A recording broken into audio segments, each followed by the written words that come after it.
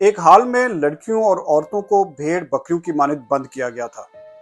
ڈری سہمی یہ ہوا کی بیٹیاں حال کے باہر سے آنے والی چاپ، لوگوں کے کہکہے اور دروازے پہ لگا تالا کھلنے کی آواز سن کر چیخنے چلانے لگتی۔ مائیں اپنی بچیوں کو چھپانے کی کوشش کرتی، لڑکیاں کونوں میں اور سمٹ جاتی۔ کئی لڑکیوں نے تو اس خوف اور اس کے بعد ہونے والے مظالم کے ڈر سے اپنے دوپٹوں کو پھانسی کا پھندا لگا کر خود کی جانیں لے لی۔ کئی خواتین اپنی شہرہ کاٹ کر مر گئی۔ کئی لڑکیوں نے اپنے منہ ناخنوں سے نوچ نوچ کر خود کو زخمی کر لیا تاکہ وہ بدصورت لگے۔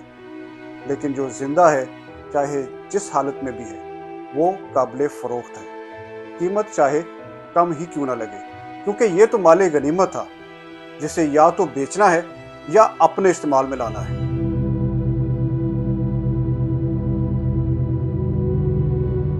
اور ابھی یہ ویڈیو دیکھیں، عراق میں دولت اسلامیہ کے ایک سینٹر میں مال غنیمت میں ہاتھ لگی عورتوں کو فروخت کرنے کے لیے زبردستی الگ کیا جا رہا ہے۔ اس دوران ان کی چیخ و پکار سب بے معنی لگ رہا ہے، جبکہ ایک دوسری ویڈیو میں دکھائی دینے والے یہ ان افراد میں سے ہیں جو ڈربوں میں بند کی گئی ہوا کی بیٹیوں کے خریدار ہیں۔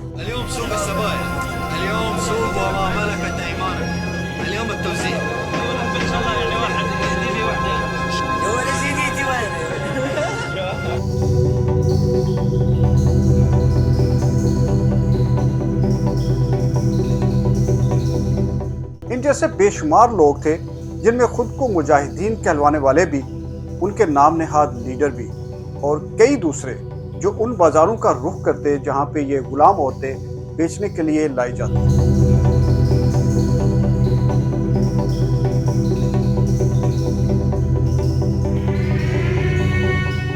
میں آپ کو دور جاہلیت کا کوئی قصہ نہیں سنا رہا، یا اس دور کی بات نہیں جب غلاموں کی تجارت عام بات تھی، بلکہ یہ 2014 کا واقعہ ہے جو عراق میں پیش آیا، جہاں پہ مال غنیمت میں حاصل ہونے والی ان عورتوں کی قیمت 200 سے 80,000 ڈالر تک وصول کی گئی۔ زیادہ سے زیادہ قیمت ان لڑکیوں کے گھر والوں سے وصول کی جاتی اگر وہ خریدنا افورڈ کر سکتے۔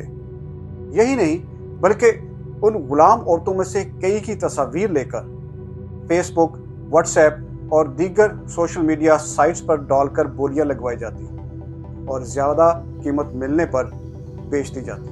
ان غلام عورتوں کا تعلق عراق کے یزیدی قبیلے سے تھا، جن کو دولت اسلامیہ، جسے ISIS بھی کہتے ہیں، اس نے غلام بنایا۔ 3 اگست 2014 کی صبح یزیدی قبیلہ عراق کے علاقے سنجار میں اپنے مذہب کے مطابق روزے ختم ہونے کے بعد خوشی کا تہوار منا رہے تھے۔ اس کے لیے جانوروں کو ذبح کر کے کئی قسم کے پکوان تیار کیے گئے۔ ہر مرد و عورت نئے ملبوسات پہنے اپنے تہوار کی خوشیاں منا رہا تھا، لیکن ان کے حال اور مستقبل کو نہ ختم ہونے والے خوفناک لمحوں میں تبدیل کرنے والوں نے ان کو چاروں اطراف سے گھیر لیا تھا۔ دولت اسلامیہ کے ہزاروں فائٹرز بنا کسی روک ٹوک کے سنجار میں داخل ہو گئے۔ تہوار اور خوشی کے لمحات اچانک سے چیخ و پکار میں بدل گئے۔ یزیدی قبیلے کے مردوں اور جوانوں کی لاشیں گرنا شروع ہو گئی اور کچھ ہی وقت میں سب کچھ تباہ ہو گیا۔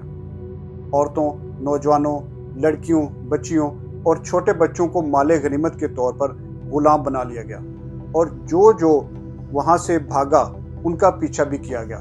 متعدد پکڑے گئے اور باقی جان بچانے میں کامیاب ہو گئے۔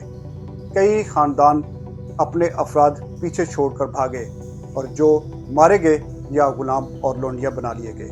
جب سنجار پر دولت اسلامیہ کا قبضہ ہو گیا تو ہر بالغ مرد کو مختلف جگہوں پر ٹولیوں کی شکل میں اکٹھا کر لیا گیا۔ پہلے تو انہیں اسلام قبول کرنے کی دعوت دی گئی۔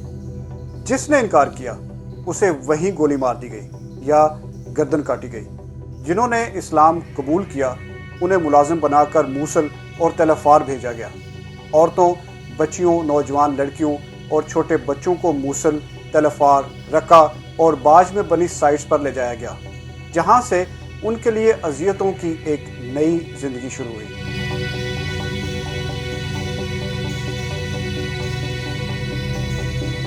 یہ بچیاں، چھوٹے بچے لڑکیاں اور عورتیں سبھی دولت اسلامیہ کے نظریے کے مطابق مال غنیمت تھا، جس کے ساتھ جیسا چاہے وہ رویہ رکھنے کے مجاز تھے۔ دولت اسلامیہ کے مطابق یزیدی قبیلہ چونکہ مسلمان نہیں، اس لیے ان کی عورتوں کو لونڈیاں بنانا اور مردوں کو غلام بنانا عین مذہب کے مطابق ہے۔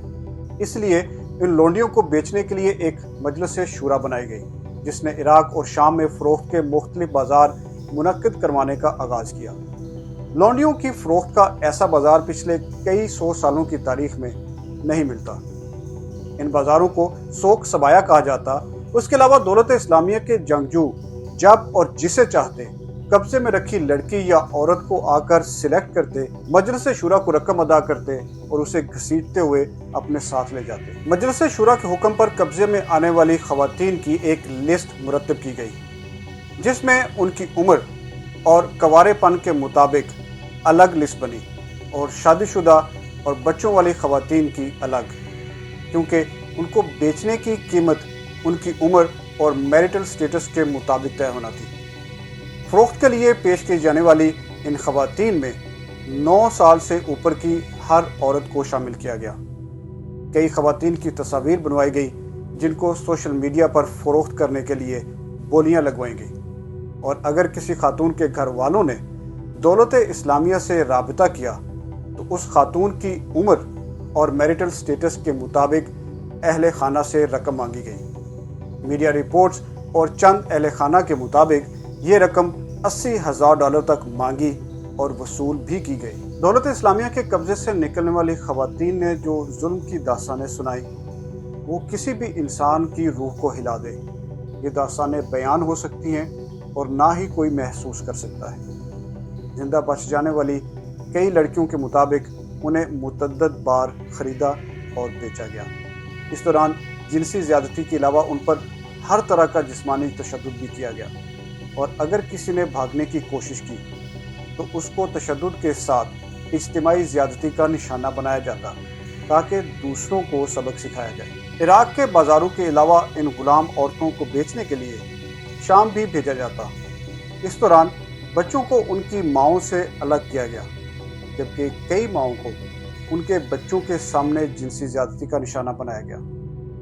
جو لڑکی 9 سال کی عمر کو پہنچی یا بالغ ہوئی، اسے فروخت کرنے کے لیے حاضر کر دیا جاتا، جبکہ چھوٹے لڑکوں کو دولت اسلامیہ کے مختلف مقامات پر بنے کیمپوں میں لے جا کر اسلام کی تبلیغ کے ساتھ ساتھ جنگجو بننے کی تربیت دی جاتی۔ ایک اندازے کے مطابق اس گھنونے کاروبار سے دولت اسلامیہ نے $20 ملین سے زائد کمایا۔ عورتوں کے بدلے اسلحہ ملنے کا کوئی ڈیٹا موجود نہیں۔ اپنے اس عمل کے لیے دولت اسلامیہ نے the revival of slavery before hour publish کیا، جس کے مطابق دولت اسلامیہ نے یزیدی قبیلے پر اس لیے حملہ کیا کیونکہ وہ مسلمان نہیں تھے، اور کافروں کو ان کی پاک سلطنت میں رہنے کا کوئی حق نہیں، ماں سوائے بطور غلام کے اور لونڈی کے، اور یہ کافر ان کے لیے صرف مال غنیمت کے سوا کچھ نہیں، اس لیے ان کے ساتھ جیسا وہ رویہ رکھنا چاہیں رکھ سکتے۔ 2017 سے 2019 تک دولت اسلامیہ کا عراق اور شام سے تقریباً مکمل خاتمہ ہو گیا۔ اس دوران دولت اسلامیہ کی قید سے زندہ بچ جانے والی ہزاروں یزیدی خواتین کو اور بچوں کو مختلف ممالک میں ری ہیبلیٹیٹ کرنے کا عمل شروع کیا گیا، لیکن ہزاروں بدقسمت بچوں اور خواتین کا پھر بھی کچھ پتہ نہ چل سکا کہ آیا وہ زندہ ہیں بھی یا نہیں۔ اگر آپ کو ہماری ویڈیو پسند آئی ہے اور اس طرح کی مزید انفارمیٹو ویڈیوز دیکھنے کے لیے ہمارا چینل سبسکرائب کریں اور بیل کا بٹن دبانا نہ بھولیے گا۔